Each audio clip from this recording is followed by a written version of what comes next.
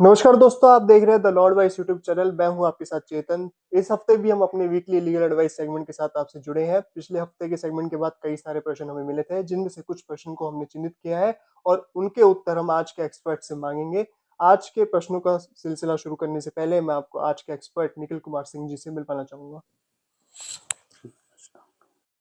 निखिल जी, पहला सवाल रामनाथ जी से पूछा है बनारस से। उनका कहना है कि उनको 10 दिन पहले एक लीगल नोटिस मिला था, तो उनको क्या करना चाहिए? नमस्कार रामनाथ जी। अगर आपके पास कोई लीगल नोटिस आया है तो मैं आपको कहूंगा कि आप सबसे पहले किसी योग्य वकील से संपर्क करें और कानूनी तथ्यों पर कानूनी बिंदुओं को ध्यान में रखते हुए उस लीगल नोटिस का जवाब दें। संभवतः लीगल नोटिस जब भी किसी के पास आता है तो उसका जवाब देने का समय 15 से 30 दिनों का होता है। उसके बीच ही आपको जवाब देना होता है। अब आपने जैसे बताया कि आपको 10 दिन पहले ही कोई नोटिस आया है, तो आप ऑलरेडी 10 दिन का समय खत्म कर चुके हैं। इसलिए जल्द से जल्द आप उस लीगल नोटिस का जवाब दें, क्योंकि लीगल नोटिस का जवाब नहीं देने पे आपके खिलाफ कोर्ट केस भी हो सकता है। इससे के लिए मेरी आपको राय है कि आप अपने निकटतम किसी भी योग्य वकील से संपर्क करें और लीगल नोटिस का जल्द से जल्द आप जवाब दें। निखिल जी, दूसरा सवाल दिल्ली से दिनेश चंद्र राय ने पूछा है। उनका कहना है कि उन्होंने 3-4 महीने एक माइक्रोवेव खरीदा था, जिसमें अब कुछ शिकायत आने लगी और वो ठीक से काम नहीं कर रहा। ना कंपनी उस शिकायत को ठीक कर रही है, ना उनको रिप्लेस करके दूसरा माइक्रोवेव दे रही है। तो ऐसे में वो उपभोक्ता शिकायत कैसे दर्ज कराए? इसकी पूरी प्रक्रिया क्या है? दिनेश जी, जैसा आपने बताया कि आपने कोई माइक्रोवेव खरीदा था और उसमें कुछ शिकायत आने लगी, तो उसके लिए मैं आपको कहूंगा कि आप राष्ट्रीय उपभोक्ता शिकायत ऑनलाइन भी दर्ज कर सकते हैं। एनसीएच पे जी। एक पोर्टल है जिस पे आप ऑनलाइन अपनी शिकायत दर्ज करा सकते हैं। इसके अलावा आप उपभोक्ता कोर्ट में हर जिले में, हमारे देश के हर जिले में उपभोक्ता कोर्ट हैं, जी। वहां पे आप अपनी शिकायतें दे सकते हैं। ये शिकायत आप किसी वकील के माध्यम से भी दर्ज करा सकते हैं और आप चाहें तो स्वयं भी दर्ज कर सकते हैं। जी।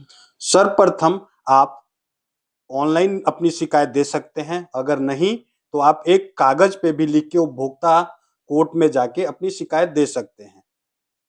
निखिल जी, तीसरा सवाल मीनाक्षी जी ने जलगांव से पूछा है। उनका कहना है कि वो एक घरेलू हिंसा की शिकायत कैसे दर्ज कर सकती हैं?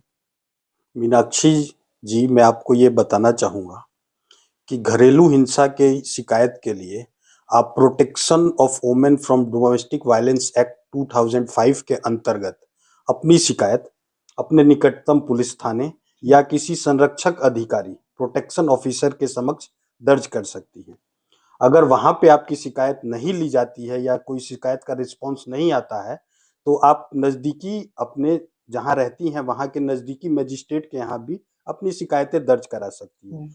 आप ये शिकायत जहां पे आपके साथ घरेलू हिंसा हुई वहां पे, या आप फिलहाल जहां रह रही हैं, दोनों जगह में से कहीं भी दर्ज कर सकती हैं। आप मजिस्ट्रेट के यहाँ भी कंप्लेन करके अपनी शिकायत रजिस्टर करवा सकती हैं। आप अपनी कंप्लेन में मेंटेनेंस, राइट टू रेजिडेंस और डैमेजेस भी क्लेम कर सकती हैं। निखिल जी, अगला सवाल सोनम शर्मा ने जामनगर गुजरात से पूछा है। उनका कहना है कि उनकी ग्रैंडमदर ने उनके नाम से फार्म हाउस विल कर दिया और ये एक हस्तलिखित वसीयत की गई है। अब उनकी शादी हो गई है, क्या कानून की नजर में ये वैलिड होता है और इसके बाद उनको क्या करना चाहिए? हाँ जरूर। सोनम शर्मा जी, मैं आपको बताना चाहूंगा कि हस्तलिखित वसीयत वैलिड है और इसको कानूनी मान्यता दी गई है। जब बाकायदा की हस्तलिखित वसीयत जिसने आपको दी है उसने उस पे सिग्नेचर किए हों, उस पे दो गवाहों के साइन हो, तो उसको वैध माना जाएगा। आप चाहें तो उसको रजिस्टर भी करवा सकते हैं, प्रोबेट करा सकते जी। हैं। सर्वप्रथम हस्तलिखित वसीयत जिसने आपको दी है, जैसा आपने बताया कि इनकी दादी ने इनको दी है, जी।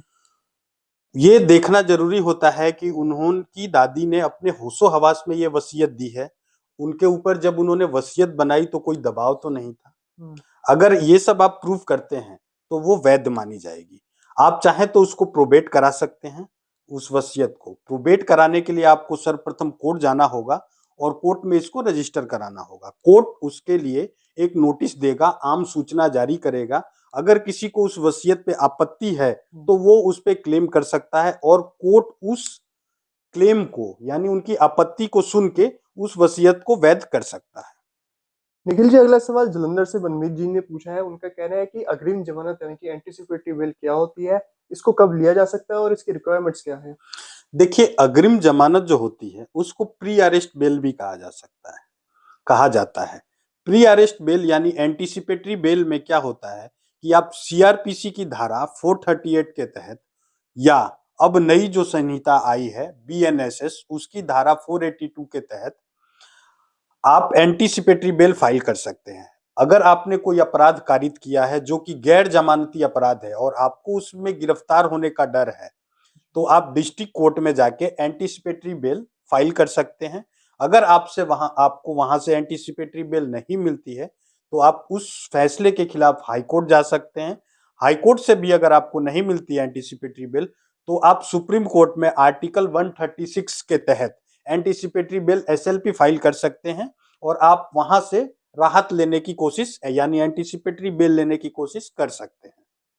जी, अगला सवाल चंदन पटेल ने मधुबनी बिहार से पूछा है। उन्होंने कहा है कि भारत में कानूनी रूप से नाम बदलने की पूरी प्रक्रिया क्या है?